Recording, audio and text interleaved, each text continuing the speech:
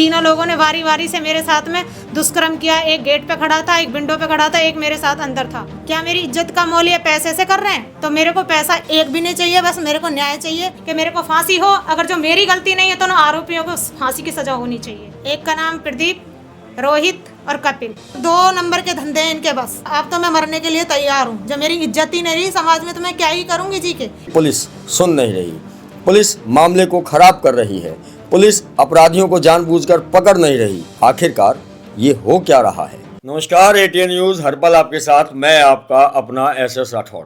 दर्शकों, पिछले 2-4-5 दिनों में एक खबर फैजाबाद के अंदर वायरल हो रही है और ऐसी खबरें वायरल होना अब फैजाबाद में आम बात हो गया है कि पुलिस शिकायतकर्ता की शिकायत के आधार पर या तो एफआईआर दर्ज करती नहीं, और अगर करती है तो कहीं ना कहीं इन्वेस्टिगेशन के अंदर लापरवाही बरतती है। शिकायतकर्ता को पुलिस संतुष्ट नहीं कर पा रही। आखिरकार फैजाबाद के अंदर पुलिस कर क्या रही है? ओल्ड फैजाबाद का एक मामला जो फैजाबाद की मीडिया में चल रहा है, और उस मामले के बाद ये चीज़ सामने उजागर हुई है कि एक महिला के साथ उसके मकान मालिक ने दुष्कर्म किया। जैसे तैसे एफआईआर तो दर्ज कर ली ओल्ड फैजाबाद थाने ने, किंतु महिला का ये कहना है कि जिन सभी लोगों ने इसके साथ दुष्कर्म किया उन सभी को अभी तक क्यों नहीं पुलिस गिरफ्तार कर पाई। मेरे साथ वो महिला मौजूद है। महिला से अनुरोध है कि वो अपना नाम पहचान उजागर ना करें। दर्शकों, जानते हैं कि आखिरकार पूरा मामला है क्या? क्या हुआ आपके साथ? मेरे साथ मकान मालिक का कॉल आया था कि रानी बहन ऐसे करके बोलते थे पहले से, तो कह नीचे आ। मैंने कि भैया क्यों? क्या कुछ काम है मुझे तुझसे।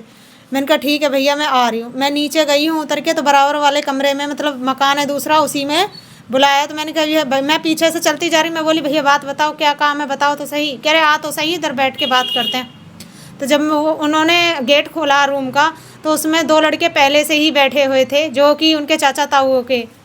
मैंने कहा उन्हें देख के भैया एकदम सिट पे टाइम नहीं कि भैया मेरा यहाँ क्या काम है, कि बैठ तो सही, कुछ ऐसा नहीं है, बात तो करेंगे, बात करनी है, कुछ काम है, बस बैठ तू।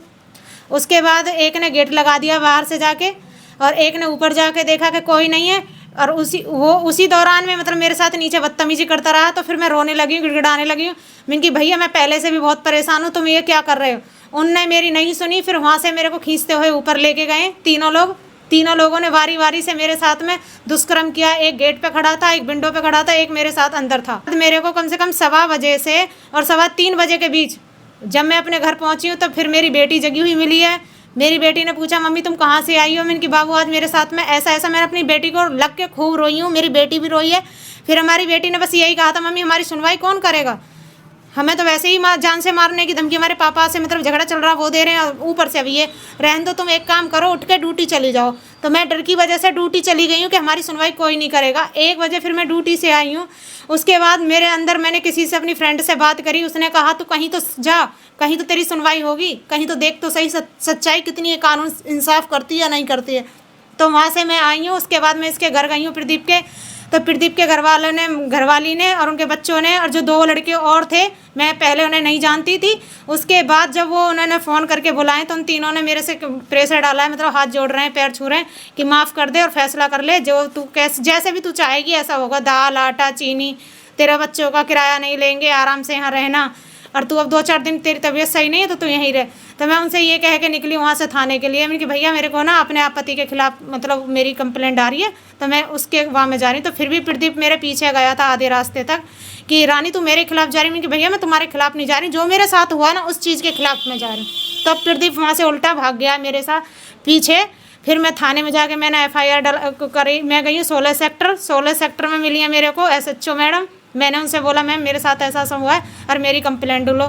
उन्होंने कह दिया तुम्हारा उधर का थाना नहीं लगता इधर, तुम 31 के थाने जाओ। मैं 31 के थाने गई हूँ। 31 के थाने वालों ने कह दिया, वहाँ पे आध पौन घंटा बैठी रही हूँ। उसके बाद मैडम आई हैं, उन्होंने मेरे से पूछताछ करी है, उन्होंने मेरा फ़ोन जब्त कर लिया वहीं के वहीं, और कहा कि हमारे यहाँ ये थाना नहीं लगता है और चल तुझे वहीं लेके चलेंगे, एक बार प्रदीप के घर मिल के आते हैं क्या बात है। जिस महिला ने आपका फ़ोन जब्त किया पुलिसकर्मी ने, क्या नाम था उनका? नहीं, उनका नाम नहीं पता सर। कौन से थाने की बात है? 31 के थाने की मैम ने।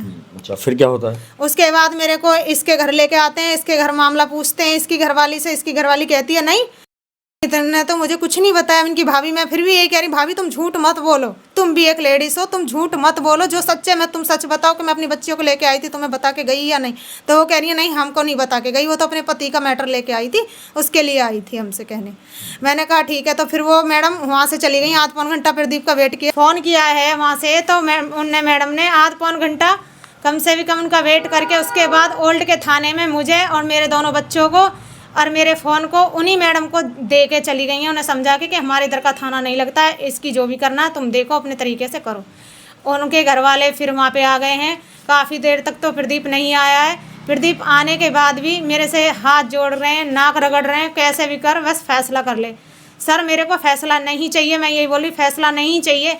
फिर मैंने कहा ठीक है मैं तुम्हारे मन का देखती हूँ, मेरी इज्जत का क्या मोल है। तो क्या कहता है कि 10 लाख ले ले, 15 लाख ले ले, और मोनिका जो यादव मैडम है उनने कहा 2 लाख हमें देकर निकल जाना।